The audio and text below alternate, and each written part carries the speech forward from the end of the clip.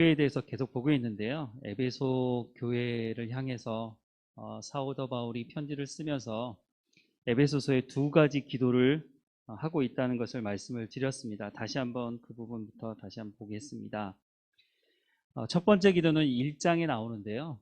우리가 어떻게 구원받았는지에 대한 설명을 하고 나서 세상이 관심이 있어 하겠어?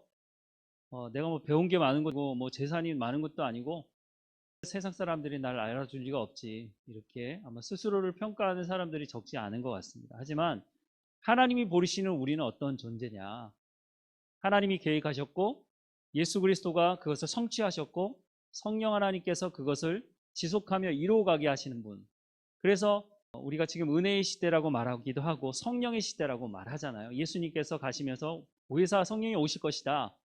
그래서 사도행전 2장에 예수님이 말씀하셨던 그 약속의 성령님께서 오시는 사건이 벌어지잖아요.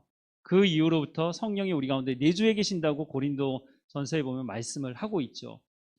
과거에 구약의 성령님은 오셨다가 떠나가시기도 하고 필요에 따라서 이렇게 하셨지만, 신약의 성령님은 우리 가운데 내주하고 계시고 우리 가운데 함께 하신다고 말씀을 하고 있죠.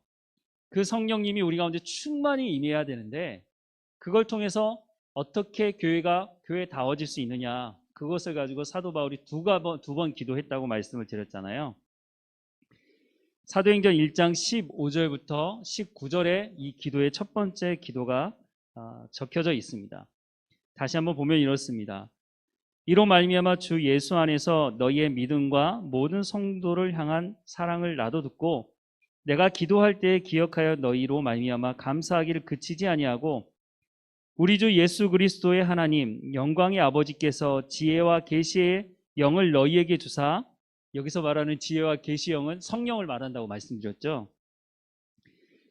지혜와 계시의 영을 너희에게 주사 하나님을 알게 하시고 너희 마음의 눈을 밝히사 그의 부르심의 소망이 무엇이며 성도 안에서 그의 기업의 영광의 풍성함이 무엇이며 그의 힘의 위력으로 역사하심을 따라 믿는 우리에게 베푸신 능력의 지극히 크심이 어떠한 것을 너희에게 알게 하기를 구하노라 기도한다는 거예요. 제가 청년 때 이 말씀을 따로 이렇게 종이에다 써가지고요, 기도하는 시간대마다 이걸 꼭 먼저 꺼내놓고 이 말씀을 꼭 한 번씩 읽으면서, 하나님, 사도 바울이 교회를 향해서 이렇게 기도했는데 제 가운데도 사도 바울이 기도한 이 기도가 이루어지기 원합니다 라고 기도했던 기억이 나요. 근데 그때는 여기만 알았어요. 여기만 읽었는지. 근데 이게 3장에 또 나와요. 3장 14절부터 19절 말씀입니다. 에베소서 3장 14절부터 19절. 자, 제가 다시 한번 읽어드릴게요. 이러므로 내가 하늘과 땅에 있는 각 족속에게 이름을 주신 아버지 앞에 무릎을 꿇고 비노니, 기도한다는 거죠. 그의 영광의 풍성함을 따라 그의 성령으로 말미암아, 여기는 성령이라고 아예 기록을 하고 있죠. 너희 속사람을 능력으로 강건하게 하시오며 믿음으로 말미암아 그리스도께서 너희 마음에 계시게 하시옵고 너희가 사랑 가운데서 뿌리가 박히고 터가 굳어져서 능히 모든 성도와 함께 지식에 넘치는 그리스도의 사랑을 알고 그 너비와 길이와 높이와 깊이가 어떠함을 깨달아 하나님의 모든 충만하신 것으로 너희에 충만하게 하시기를 구하노라 라고 말씀을 합니다. 결국은요, 무엇을 말하고 있냐면 예수 그리스도의 그 사랑을 알 수 있도록 성령이 너희 가운데 임해서 너희 속사람으로 능력을 강건하게 하는 것이, 그것이 어떤 것이에요? 하나님의 말씀을 깨달아 알고, 처음에 말씀드렸지만 하나님이 계획하시고 예수 그리스도가 성취하시고 성령께서 이것을 이루는 그 성부, 성자, 성령의 하나님의 연합, 그것을 통해서 어떻게 하신다고요? 내 속사람을 강하게 하는. 근데 그것의 근본이 뭐냐면 하나님이 누구인지 아는 것이에요. 하나님이 누구인지 모르면서 우리가 어떻게 신앙생활을 할 수 있어요? 말이 안 되는 것이죠. 근데 하나님을 알아도 제대로 알아야 제대로 된 신앙생활을 하죠. 제대로 알지 못하면 신앙생활이 엉망이 되고 만다는 것이에요. 내가 지금 신앙생활을 잘하고 있느냐, 잘하고 있지 못하느냐, 기준이 있어야 되잖아요. 그 기준이 어디 있어요? 하나님의 말씀에 있죠. 성경에 기록된 하나님의 말씀대로 내가 살아가느냐, 살아가지 못하느냐. 그런데 분명히 우리가 한국말로 되어 있는 성경을 보지만 성경이 말씀하고 있는 그 바른 지식을 우리가 깨달아 알 수 있도록 그 인도하심을 받기 위해서 누가 필요하느냐? 성령이 필요하다는 거예요. 그래서 사도 바울이 에베소 교회를 향해서 편지 쓰면서 교회는 뭐냐? 교회는 하나님을 알아가는 곳이다. 근데 그 하나님을 어떻게 알아갈 수 있느냐? 성령님을 통해서 알아갈 수 있다. 그런데 지난주인가요? 말씀드렸지만 예수님께서 내가 가면 보혜사 성령이 오실 것이다 라고 약속하셨잖아요. 근데 그 보혜사 성령이 오시면 어떤 일을 하시느냐? 방언을 준다? 그건 나중에 고린도 교회나 이런 데서 은사로 나타나는 것이었지 예수님께서는 그런 말 한 말씀도 하지 않으셨어요. 성령이 왜 오시느냐? 하나님의 말씀을 깨달아 알게 하시도록 하기 위해서 성령이 오신다 라고 말씀을 하고 있다는 것이죠. 근데 사도 바울이 지금 그 얘기를 하고 있는 거예요. 사실은 그 기도를 하고 있는 거예요. 사도 바울이 에베소 교회를 향해서 너희 가운데 능력이 있어야 되니까 병 고치는 은사를 달라고 기도해라 라고 하는 것이 아니에요. 너희에게 때로는 필요한 은사들이 있으니까 그 은사들을 위해서 성령이 임하기를 기도해라 라고 하는 것이 아니란 말이죠. 그거는 필요에 따라 주시는 것이라고 고린도전서에 말씀하는 것처럼 그건 어떤 사람에겐 있기도 하고 없기도 하지만 우리가 교회로 부름받은 사람이라면 사도 바울이 지금 에베소 교회를 향해서 두 번의 기도를 하고 있는 이 기도는요, 모든 그리스도인들이 마땅히 이 과정을 거쳐가야만 교회가 교회다워질 수 있다는 거예요. 내가 오랫동안 신앙생활 하다 보니까 이런 경험이 있고 이렇게 교회는 돼야 돼, 이렇게 해야 돼. 그게 맞을 수도 있지만 그게 교회를 엉망으로 만들 수 있는 가장 핵심적인 요소가 될 수도 있다는 것이에요. 기준이 어디 있느냐? 우리가 하나님을 믿기 위해서 예배 가운데 나왔는데 그럼 하나님 중심으로 신앙생활을 해야 되는 것이 맞잖아요. 근데 여러 사람들이 모여서 살다 보니까 그거는 둘째치고 그냥 우리가 살아왔던 방식대로 우리가 편리한 대로 교회는 이렇게 돼야 돼 라고 얘기하기 시작하고 그렇게 만들어가기 시작한다면 교회가 이제 엉망이 되는 거죠. 중세 카톨릭이 왜 그렇게 타락했을까요? 마녀사냥이라고 하는 것을 했잖아요. 아무런 잘못이 없는 여자를 저 마귀가 쓰여졌다 그래가지고 잡아서 죽이기도 하고 면죄부를 팔고, 아니 성경을 제대로만 봤다면 어떻게 면죄부를 팔 수가 있어요? 말도 안 되는 얘기죠. 오직 예수 그리스도를 믿음으로 말미암아 구원받는다고 성경은 말씀하고 있는데 이 면죄부를 사면 구원받을 수 있다, 선을 행하면 구원받을 수 있다는 것을 말해주는 거예요. 그런데 세계에 있는 수많은 종교가 말하는 것이 선을 행하면 구원받을 수 있다는 것을 말해요. 근데 말이 선을 행하면 구원받을 수 있는 것이지 거기에 뭐가 들어가 있어요? 돈이 들어가 있거든요. 돈 많이 내라는 거예요. 네가 많이 내면 낼수록 구원받을 수 있다는 것이죠. 근데 성경은 그렇게 말씀하고 있지 않다는 거예요. 성경을 제대로 가르치지 않으니까 사람들은 그걸 믿고 싶었고 그것을 또 믿었죠. 그것을 가르친 사람들도 잘못된 것이지만 또 그것을 받아들인 사람들에게도 잘못이 없다고 말하기는 쉽지 않을 것 같아 보입니다. 어쨌든 사도 바울은 교회를 향해서 기도하고 있습니다. 지금 우리를 향해서도 말씀하고 있는 것입니다.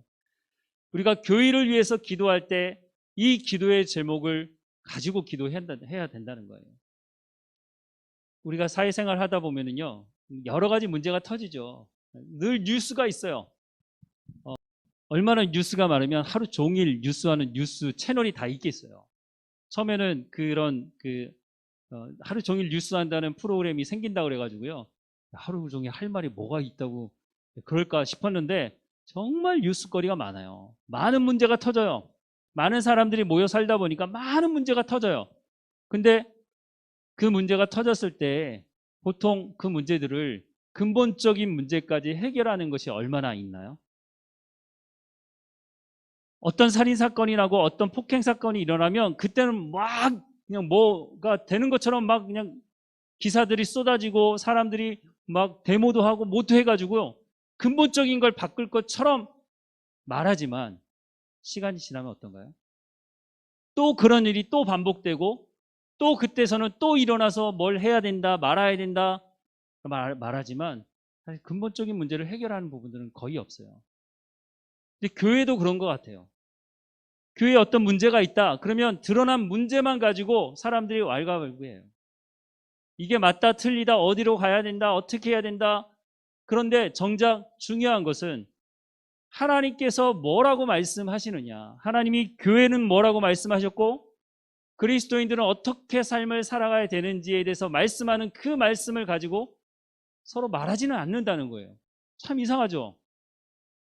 우리가 신앙생활하기 위해서 모였는데 신앙생활하고 하려고 모인 사람들이 신앙생활에는 관심이 없고 이 사람들이 모이다 보니까 똑같은 사회와 같은 그런 일들을 똑같이 하려고 그래요. 여기서 내 주장하려고 그러고 하고 내가 하고 싶은 일 이루어가려고 하고 내 마음대로 하려고 하는 사람들이 일어나요.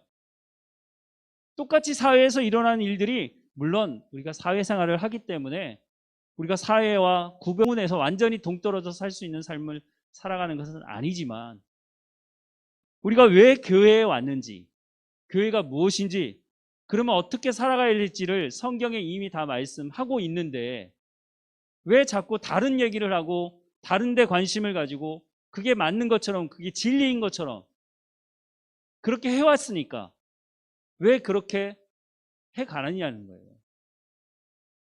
우리가 뒤를 돌아보니까 아 이게 잘못됐구나 라는 것을 우리가 후회하고 알았다면 그러면 어떻게 살아갈 것이냐.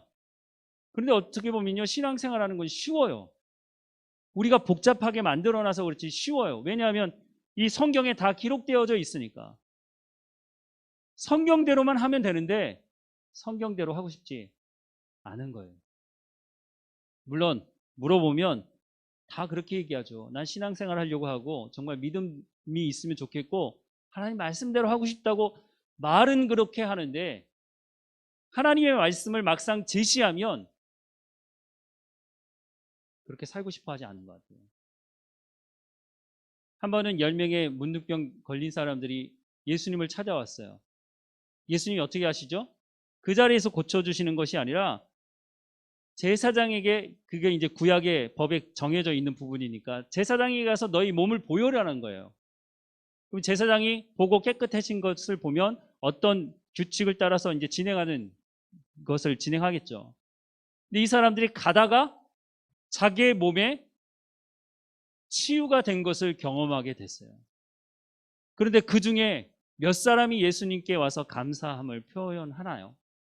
10명 중에 한 사람만, 그것도 사마리아 사람이죠.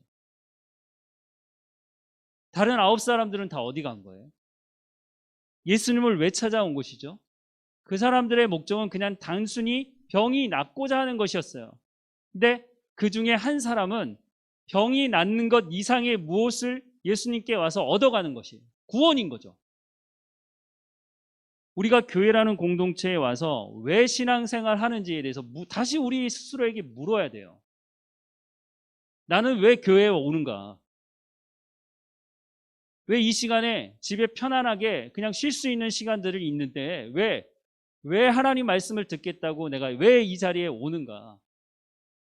주일이 되면 화창한 날에 아이들 데리고 놀러 갈 수 있는 그 시간에 나는 놀러 가지 않고 왜 하나님 앞에 나와서 예배 드리고 있는 거예요? 그렇지 않으면 벌 받을까 봐. 그런 사람도 있어요, 진짜. 근데 하나님이 그런 분이신가요? 그렇게 시작했다 할지라도 성경에서 말씀하시는 하나님을 만나야죠. 내가 신앙생활 하기로 했다면 제대로 해야죠. 우리 아이들이 공부 열심히 안 할 때 여러분 뭐라고 말씀하시나요? 하려면 제대로 해라. 공부하려면 하고 말려면 말고 차라리 그 시간에 밖에 나가서 일을 해서 돈을 벌어 오든지 밖에 나가서 일하면서 돈을 버는 것도 마찬가지잖아요. 누가 일하는 둥 마는 둥 하는 사람한테 누가 월급을 주고 누가 그 사람에게 대가를 지불하고 일을 시켜요? 아무도 그렇지 않아요. 그러면 당장 너 집에 가라 이렇게 얘기하죠. 우리가 신앙생활 하기로 했다면 제대로 된 신앙생활을 해야 되는 것이 맞다고 생각이 들어요. 근데 참 이상해요. 신앙생활 하겠다고 와 있는데 제대로 신앙생활 하고 싶어 하지 않아요. 그리고 인정받고 싶어 해요.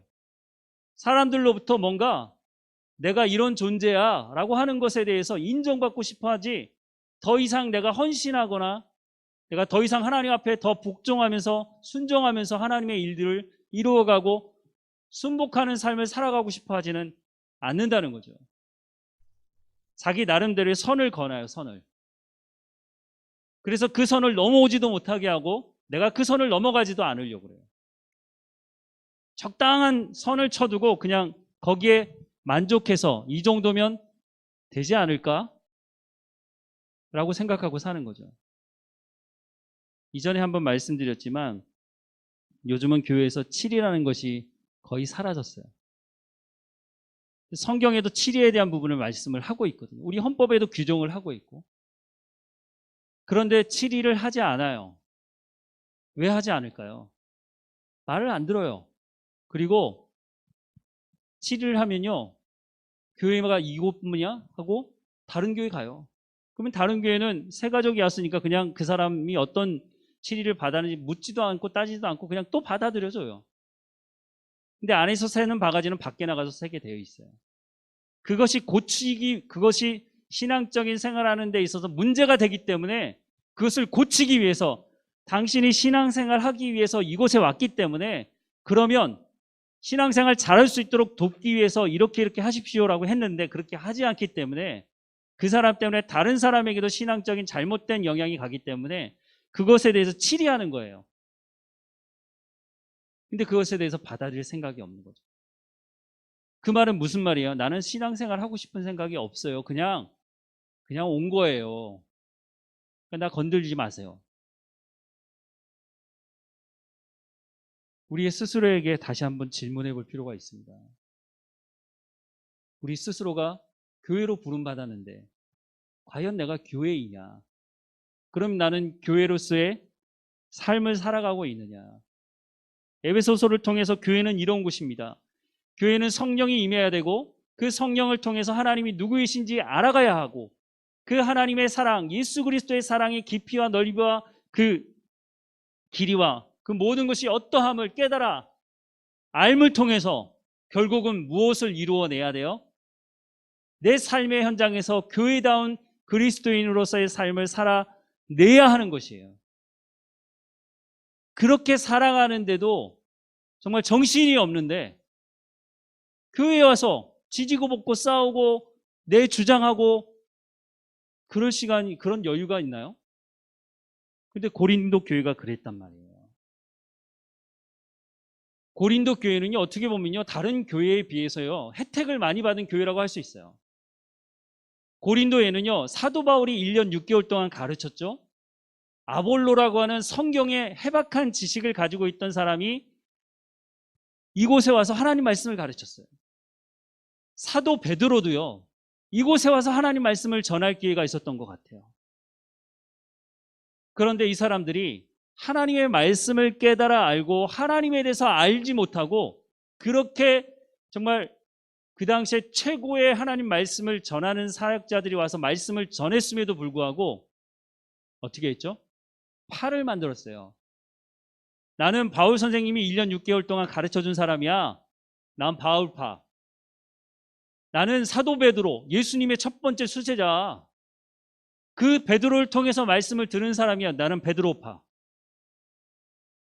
고린도 교회가 철학적으로도 상당히 관심이 많았던 곳이었어서 이런 철학과 하나님 말씀을 잘 가르쳐서 성경의 해박한 지식을 가르쳤던 아볼로를 함께 동행했던 사람, 난 아볼로파.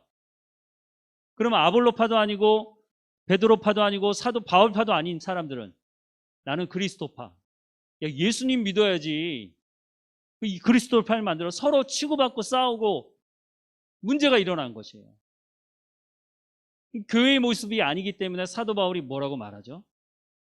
너희가 잘못됐다는 거예요. 근데 가장 책망을 많이 듣는 사람들은요, 사도 바울파라고 하는 사람들이었어요.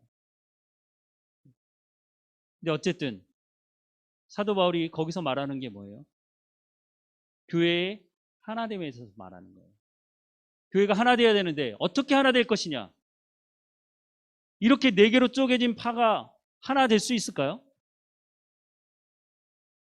상식적으로 그게 불가능합니다. 사도 바울이 말하는 것은 너희 파가 맞고 너희 파는 틀리고 이것을 얘기하는 것이 아니고요. 하나님의 말씀을 중심으로 너희가 뭉쳐야 되는 것을 말하고 있어요. 제가 그걸 말씀드리는 거잖아요. 하나님이 누구이신지 아는 사람, 예수 그리스도의 사랑을 아는 사람, 그러면 그 사람들에게는요, 이 파, 저 파, 쪽 파, 뭐 그런 거 필요 없어요. 그렇게 말할 필요가 없는 거예요. 신앙생활하면서 수준이 높아져야죠. 성숙한 그리스도인으로 살아가야죠. 그 근거가 어디 있어요? 하나님이 누구이신지를 아는 것이에요. 성경에서 말하는 안다는 것은요, 경험을 통해서 아는 것이에요. 제가 예전에 한번 말씀을 드린 것 같은데요. 이런 비유가 있어요. 한 유대인 아버지가 친구를 만났어요. 친구를 만나서 얘기를 하다가, 야, 우리 어저께 내 아들이 유리를 깼는데, 진짜 별로 안 다쳤다? 그 얘기를 듣고 있는 친구가, 별로 안 다쳤으면 다행이지. 그랬더니 그게 아니라는 거예요. 왜 그랬어? 그러니까 내가 그 컵을 가지고 장난치지 마라, 그렇게 하지 말아라, 그러면 다친다고 몇 번을 경고했는데 이 아이가 말을 듣지 않다가 그것을 깨고 다친 거예요. 근데 크게 다치지 않았어요. 그러면 그 다음에는요, 또 가지고 또 장난쳐서 또 다칠 거라는 것이죠. 아예 그랬을 때 크게 다치면 죽지는 않겠죠. 뭐 컵 하나 깨가지고 죽겠습니까? 크게 다치면 그 다음부터는 다시는 그 컵을 가지고 장난치지 않을 거라는 거예요. 이게 어떻게 보면 성경적인 교육 방식이에요. 제가 아이들을 키우다가 예전에 그런 적이 있어요. 여러분들도 이제 그런 경험이 있으시겠지만 애들이 뜨거운 주전자나 이런 걸 만지려고 그래요. 모르니까. 자꾸 만지려고 할 때 만지지 말라고 그러죠. 근데 저는 어떻게 했냐면 자꾸 만지려고 하면 애 손을 딱 잡고요. 살짝 대고 떼줬어요. 얼마나 놀래요. 애가 울죠. 다시는 만지지 않습니다. 자기가 경험해봤기 때문에. 하나님이 누구인지 안다는 것은 성경의 말씀을 가지고 우리가 깨닫고 그것을 삶을 통해서 이루어냈을 때 하나님이 누구이신지 알게 되는 거예요. 성경에 나와 있는 믿음의 선진들을 보세요. 그 사람들이 하나님을 머리로 아는 것이 아니에요. 삶의 현장에서 하나님이 누구이신지를 직접 경험해요. 근데 그 전에 하나님 말씀하시죠. 그 말씀을 깨달아 알고 삶의 현장에서 하나님이 누구이신지를 경험하니까 그 하나님을 부인할 수가 없는 거예요. 아브라함이 75세에 부름받고 하나님의 말씀대로 살다 보니까 자기의 삶에 여러 가지 사건들이 일어나는데 그 사건이 일어날 때마다 하나님이 말씀하실 때 그것을 부인할 수가 없는 것이에요. 그래서 나중에 번제로 자기의 자식 이삭을 잡아서 죽이는 그 현장 가운데 가는 것이에요. 하루아침에 그렇게 되지는 않아요. 그런데 아브라함이 75세에 부름받아서 100세에 그런 이삭을 받고 또 이삭을 번제로 바칠 때까지 한다면 한 40년에서 45년 정도 걸렸다고 볼 수 있는데요. 그러면 나는 내 신앙의 연수가 그 정도 되었다면 나는 그 정도의 믿음이 있는가? 아브라함의 모습을 보면서 나에게 질문해 봐야죠. 사도 바울은 교회를 향해서 교회에게 성령이 임해야 합니다. 왜? 하나님이 누구인지를 알아야 교회가 교회다워질 수 있으니까. 그걸 이렇게 기도하고 간절히 기도하고 있는데 우리는 성경의 말씀을 가지고 있으면서 과연 교회를 위해서 기도할 때 이렇게 기도했느냐는 거예요. 아니, 나를 위해서 그렇게 기도했느냐는 거예요. 그러면서 뭐라고 그래요? 나는 왜 이렇게 신앙생활이 진전이 없지? 진리가 너희를 자유케 하리라고 말씀하는데 왜 자유가 없지? 나는 계속해서 끊임없이 하나님 앞에 봉사하고 열심히 헌신한다고 하는데 왜 내 신앙의 삶에 왜 성령의 열매가 맺어지지 않지? 당연히 맺어질 수가 없는 거죠. 근본적인 하나님이 누구이신지를 아는 이 과정이 없이 그냥 매주 와서 또 교회에서 오라고 하니까 와서 봉사하고 그렇게 해서는 신앙이 성숙할 수가 없는 것이에요. 보고 느끼고 능숙해질 수는 있지만 우리의 신앙의 깊이가 깊어질 수가 없는 것이에요. 예전에 그런 말씀 드렸잖아요. 아이가 태어났는데 1년이 됐는데 걷지 않고 3년이 되고 5년이 됐는데도 여전히 걷지 못하고 있다면 여러분 어떻게 하실 거예요? 수단과 방법을 가리지 않고 좋은 병원이라고 하면, 좋은 약이라고 하면 다 써보지 않겠어요? 근데 우리는 신앙생활을 그렇게 오래 했으면서도 교회가 교회답지 못하다고 하는 세상 사람들의 말을 들으면서도 때로는 주눅이 들기도 하고 때로는 화도 나기도 하고, 그런데 내 스스로도 봐도 내가 교회답지 못한 모습들을 보이고 있으면서도 이게 문제라고 생각하지 않는 거예요. 교회마다 문제가 없는 교회가 없는 것 같아요. 목회자들이 만나서 얘기하는 것들을 들어보면 교회마다 너무너무 문제가 많아요. 제가 보기에는 그 문제 해결할 수 있는데 해결하려고 생각하지 않아요. 성령이 임하길 기도하지도 않아요. 하나님이 누구이신지 알기를 원하지 않는 것 같아요. 참 말이 이상하죠? 예배 드리고 있는데, 기도하고 있는데,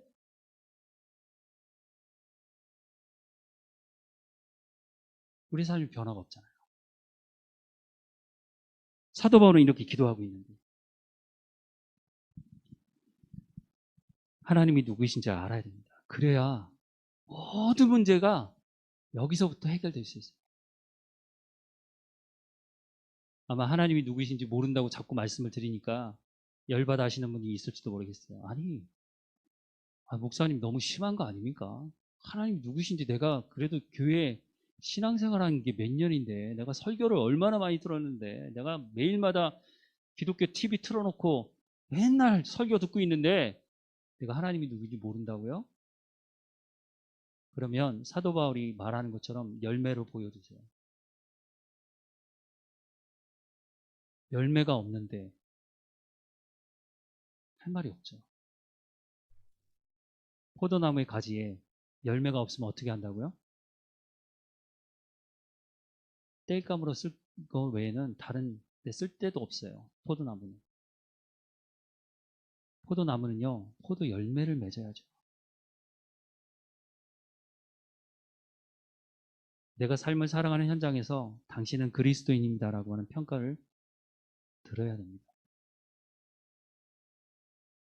주머니에 송곳을 넣고 다니면 어떻게 됩니까?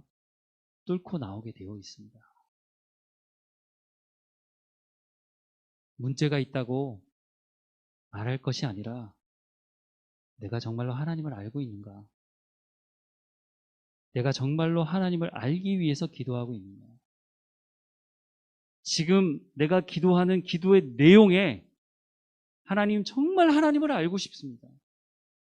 내 가운데 이런 문제 해결해 주세요, 저런 문제 해결해 주세요, 해결해 달라고 하는 것들은 수없이 많은데, 하나님, 내가 하나님을 알고 싶습니다. 하나님의 말씀을 깨달아 할 수 있도록 내 가운데 성령을 주십시오 라고 얼마나 기도하고 있느냐는 거예요. 기도회라고 하는 곳에 가봐서도요, 저는 이렇게 기도하는 걸 거의 들어본 적이 없어요. 나라를 위해서 기도해야죠. 나라를 위해서 기도하면 그래서 뭐 어떻게 됐다는 거예요? 나라와 민족을 위해서 기도한대요. 맞아, 해야죠. 근데 나는 교회답지 못하면서 나라를 위해서 기도한다고 말해요. 그러면 뭐 어떻게 되는 거죠? 교회를 위해서 기도하라고 말하고 있어요. 나를 위해서 기도하라고 말하고 있어요. 예수님께서 십자가 지고 가실 때 슬퍼하고 우니까 뭐라고 말씀하세요? 너희와 너희 자녀를 위해서 기도해라.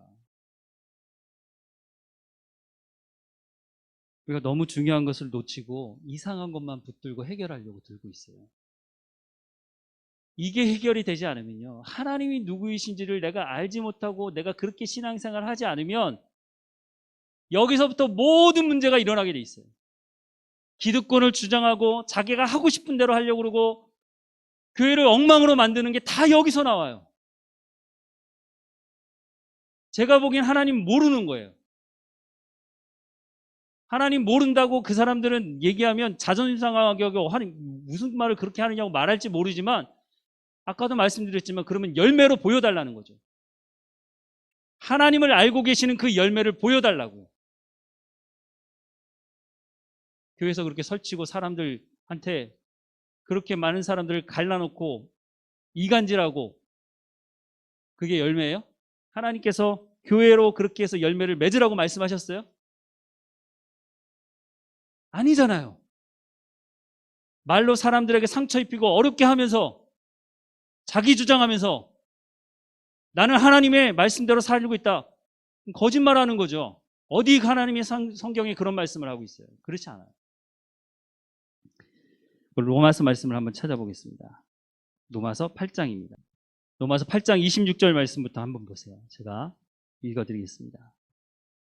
이와 같이 성령도 우리의 연약함을 도우시나니 우리는 마땅히 기도할 바를 알지 못하나 오직 성령이 말할 수 없는 탄식으로 우리를 위하여 친히 간구하시느니라. 여기서 말하는 우리는 누구죠? 계속 나와요. 마음을 살피는 이가 성령의 생각을 아시나니 이는 성령이 하나님의 뜻대로 성도를 위하여 간구하십니다. 우리가 누구예요? 성도를 얘기하고 있어요. 성도는 뭐예요? 예수 그리스도를 믿고 구원받은 사람들을 말하고 있어요. 우리가 알거니와 하나님을 사랑하는 자, 곧 그의 뜻대로 부르심을 입은 자들에게는 모든 것이 합력하여 선을 이루느니라. 누구에게요? 누구에게 합력하여 선을 이루는 거예요? 누구? 성도에게. 그 성도는 누구예요? 예수 그리스도를 믿음으로 말미암아 구원받은 사람. 그 사람은 누구예요? 하나님의 말씀대로 순종하려고 하는 사람. 잔치자리에 초청을 받는데 모두가 다 잔치자리에 오지 않았다고 말하고 있어요. 어떤 사람들은 잔치자리에 왔는데 그 잔치에서 입어야 될 예복을 준비하지 않은 사람은 나중에 쫓겨나게 돼 있어요. 여기서 말하는 성령이 돕는 사람, 성령이 연합하여서 합력하여 선을 이루게 하는 사람, 그 사람이 누구냐는 거예요. 하나님이 미리 아신 자들을 또한 그 아들의 형상을 본받게 하기 위하여 미리 정하셨으니 이는 그로 많은 형제 중에서 맏아들이 되게 하려 하심이니라. 또 미리 정하신 그들을 또한 부르시고 부르신 그들을 또한 의롭다 하시고 의롭다 하신 그들을 또한 영화롭게 하실 것이에요. 하나님의 계획이에요. 하나님의 사람들을 부르시고 그 부름에 응답한 사람들, 이 부름에 응답한 사람들은 하나님의 말씀에 순종하는 사람들을 말해요. 그 사람들은 하나님의 뜻대로 살아가려고 하지만 하나님의 뜻이 무엇인지 잘 모르기 때문에 성령께서 말할 수 없는 탄식으로 이 사람들을 위해서 중보하세요. 이 사람들의 삶에는 여러 가지 일들이 일어나지만 그것이 보기에는 고난이고 때로는 기쁨이고 여러 가지가 있어요. 근데 이 모든 것을 연합하여 선을 이루게 하시는 분이 성령님이세요. 근데 여기가 이게 결론이 아니고 그렇게 해서 어떻게 하시겠다고요? 하나님의 그 영화로운 자리까지 하나님께서 인도하시겠다고 말씀하고 있어요. 예수 그리스도의 그 십자가 사건을 통해서 우리 가운데 하나님께서 의롭다 칭하는 것이 목적이 아니라 그것이 있어야 되지만 최종적인 목적은 하나님과 친밀한 관계를 맺게 하는 것이에요. 그게 교회예요. 하나님과 친밀한 관계가 맺어지면 하나님이 누구인지 알겠어요? 모르겠어요? 알죠? 어느 날 아브라함에게 너 고향 친척 아비 집을 떠나 라고 말씀하셨다는 것은 이미 아브라함과 하나님과 그런 친밀한 관계가 있었다는 것이에요. 우리가 여러 가지 소리를 들을 수 있어요. 내 소리도 듣고요, 내 마음의 소리도 들을 수 있고요, 다른 사람이 하는 얘기도 듣고 자연의 소리도 들을 수 있지만 우리가 사탄의 소리도 들을 수 있다는 것이에요. 어떻게 구별할 거예요? 내가 친한 사람이 있어요. 그 친한 사람과 통화를 하루에 한 번씩은 꼭 해요. 그러면 그걸 수년 동안 했다고 보십시다. 그러면요, 그 사람이 전화를 할 때요, 전화 딱 듣는 순간 그 사람 숨소리만 들어도 그 사람이 누구인지 알 수 있어요. 왜냐? 그 사람은 친하니까. 하나님이 누구인지 안다는 것은요, 하나님과 그런 친밀한 관계가 있어지는 것이에요. 하나님하고 친해지려면 어떻게 하셔야겠어요? 하나님이 누군지 알아야죠. 누군지 알려면 성경을 봐야 돼요. 성경을 보면서 깨달아 알 수 있도록 성령이 임해야 돼요. 그래서 사도 바울이 그걸 기도하고 있는 거예요. 어려우세요? 이게 신앙생활의 가장 핵심이고 교회가 교회다워질 수 있는 가장 핵심의 핵심이에요. 성령이 그걸 돕겠다고 말씀하고 있어요. 그 로마서를 통해서 말씀하고 있어요. 우리 가운데 얼마나 확신을 주시는지 31절부터 보세요. 그런즉 이 일에 대하여 우리가 무슨 말 하리요? 만일 하나님이 우리를 위하시면 누가 우리를 대적하리요? 근데 대적해야 하네요. 대적해요. 우리가 그리스도인으로 살아갈 때요, 세상이 우리를 공격하고 믿음에서 끊어내려고 욕하고 가지고 있는 모든 수단과 방법을 가리지 않고 우리를 그리스도인에서 끊어내려고 해요. 심지어는 생명도 위협하잖아요. 근데 뭐라고 말씀하고 있어요? 그게 끝이 아니다. 누가 대적하리요? 하나님이 지키시는데 누가 하나님의 자녀들을 대적할 것이냐? 자기 아들을 아끼지 아니하시고 우리 모든 사람을 위하여 내어주신 이가 어찌 그 아들과 함께 모든 것을 우리에게 주시지 않겠느냐? 예수님 다음으로 지불할 대가가 없어요. 최고의 대가 지불을 하셨어요, 하나님께서. 그리고 나를 구원하셨다고요. 나를 부르셨다고요. 내가 어떻게 살아가야 되냐는 거예요. 하나님 말씀대로 순종하며 살아가는 거예요. 그러면 교회 안에 문제가 있을래야 있을 수가 없어요. 여러분 자세히 보세요. 교회에서 일어나는 문제라고 생각하는 것들 어디부터 시작하는지 인간의 탐욕으로부터 시작하는 거예요. 죄로부터 시작하는 것이에요. 하나님과의 관계가 끊어지니까 하나님을 아는 척하는 거예요. 그냥 하나님을 아는 것이 아니에요. 그거는 하나님이 우리를 어떻게 말씀하시죠? 누가 능히 하나님께서 택하신 자를 고발하리요? 의롭다 하신 이가 하나님이시니 누가 정죄하리요? 죽으실 뿐 아니라 다시 살아나신 이는 그리스도 예수시니 그는 하나님 우편에 계신 자여 우리를 위하여 간구하시는 자신이라. 누가 우리를 그리스도의 사랑에서 끊으리요? 환난이나 공고나 박해나 기근이나 적신이나 위험이나 칼이랴. 기록된 바 우리가 종일 주를 위하여 죽임을 당하게 되며 도살당할 양같이 여김을 받았나이다 한과 같으니라. 이런 일이 있다는 거예요. 없다는 것이 말씀하는 거예요. 아니에요. 그러나 이 모든 일에 우리를 사랑하시는 이로 말미암아 우리가 넉넉히 이기느니라. 내가 확신하노니 사망이나 생명이나 천사들이나 권세자들이나 현재일이나 장래일이나 능력이나 높음이나 깊음이나 다른 어떤 피조물이라도 우리를 우리 주 그리스도 예수 안에 있는 하나님의 사랑에서 끊을 수 없느니라 라고 말씀하고 있어요. 모든 사람이 여기에 해당하지 않아요. 하나님의 말씀에 부름받아서 이렇게 살아가려고 하는 사람, 이스라엘 백성들도 자기들은 하나님 앞에 선택받은 백성이라고 말했어요. 그렇게 살았던 사람들이라고요. 그런데 예수님을 어떻게 했어요? 그 사람들이 메시아를 학수고대했던 사람들이 어떻게 했느냐고요.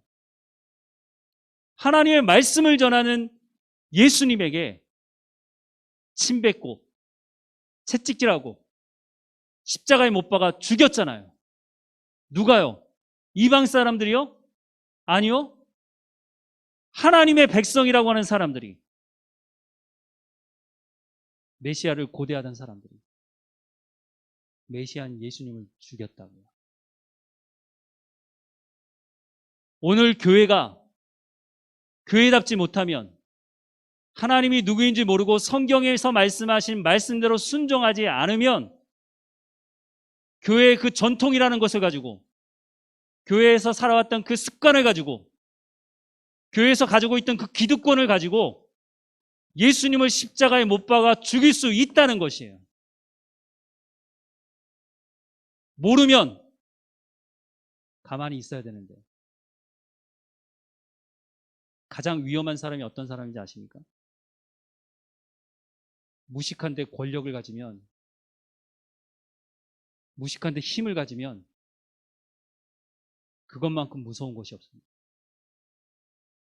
우린 역사 속에서 이미 그런 걸 경험해 봤잖아요. 교회 안에서도 그럴 수 있어요. 그래서 여러분 성경을 읽으시고 성경을 공부하셔야 돼요. 그렇다고 해서 이단 사이비 신천지 같은 데 가서 공부하라는 게 아니에요. 잘못하면 바리새인, 천국을 들어가는 사람을 가로막고 서 있는 바리새인이 될 수도 있어요. 그러니까 여러분 성경을 제대로 공부해야 돼요. 내가 몇 년 신앙생활 했다고 그런 얘기 할 필요가 없어요. 하나님 앞에 그런 얘기 해봐야 무슨 소용이 있어요. 지금 내가 신앙생활을 어떻게 하고 있느냐가 중요한 것이에요. 과거에 잘하셨다면 잘하셨어요. 근데 과거에는 잘했는데 지금은 그렇지 않다? 그렇다면 다시 한번 생각해 봐야죠. 너 정말 과거에 잘했나? 내가 정말 과거에 신앙의 성숙함을 가지고 있었던 건가? 고민해 봐야죠. 스스로가 고민해 봐야죠. 내가 정말로 그리스도인다운 삶을 살아가야 됩니다. 왜냐하면 내가 신앙생활 하려고 교회에 나오는 것입니다. 평생을 신앙생활하고 하나님 옆에 섰는데 잘못된 길을 걸어왔다면 그것만큼 억울한 일이 어디 있어요? 우리가 하나님 말씀 앞에 다시 한번 깨어 있으면서 교회가 교회다워지라고 말씀하는 여러분, 그래서 기도할 때마다 이제는 하나님 내 가운데 사도 바울이 기도했던 이 기도회처럼, 아니면 성경을 펴놓으세요. 아예 거기다 그냥 이렇게 접어놓듯이 그 기도문대로 그냥 사도 바울이 기도했던 대로 기도하세요. 예수님이 구하는 자에게 성령을 주시겠다고 약속하지 않았습니까? 약속한 대로 이루어 주달라고. 그래야 다른 것들이 해결이 돼요. 우리가 구하는 것들은요, 문제들은요, 해결되면 또 다음에 또 터져요. 또 있고 또 있고 또 있어요. 근본적인 문제를 해결해야죠. 근본적인 거. 하나님이 누구신지 아는 거. 우리 모두가 그렇게 삶을 살아가기를 간절히 소망합니다. 기도하겠습니다. 사랑하는 하나님, 우리 가운데 오늘도 성령을 통해서 하나님의 교회가 어떠해야 되는지를 말씀해 주셔서 감사합니다. 성령의 충만함을 통해서 하나님이 누구이신지를 깨달아 알게 하시고, 그 삶을 통해서 또한 하나님이 누구이신지를 증거하는 삶을 살아갈 수 있도록 은혜를 허락해 주옵소서. 사도 바울이 에베소 교회를 향해서 기도한 이 기도의 응답이 우리 가운데 이루어질 수 있도록 하나님 인도해 주옵소서. 하나님, 우리가 모여 예배 드리는 예배 현장마다 하나님 임재하시고 말씀해 주시고 하나님이 찾으시는 예배자가 우리가 되게 하셔서 하나님 말씀에 순종하는 우리가 될 수 있도록 인도해 주옵소서. 우리 지역에 새로 이사와서 예배 장소를 찾지 못하고 때로는 오랜 동안 예배 드리지 못하고 중단하고 있는 사람들이 있다면 그 예배가 회복될 수 있는 곳이 이곳에서 하나님을 경험하고 하나님을 만날 수 있도록 모든 예배마다 하나님 임재하시고 말씀해 주시고 하나님께서 은혜를 베풀어 주옵소서. 몸이 연약한 성도들을 회복시켜 주시고 모든 치료의 과정 가운데 하나님 인도해 주옵소서. 날마다 우리 가운데 복을 허락하기 원하시는 하나님, 늘 하나님과 동행하는 우리의 삶이 될 수 있도록 인도해 주옵소서. 감사하고 예수님의 이름으로 기도드립니다. 아멘.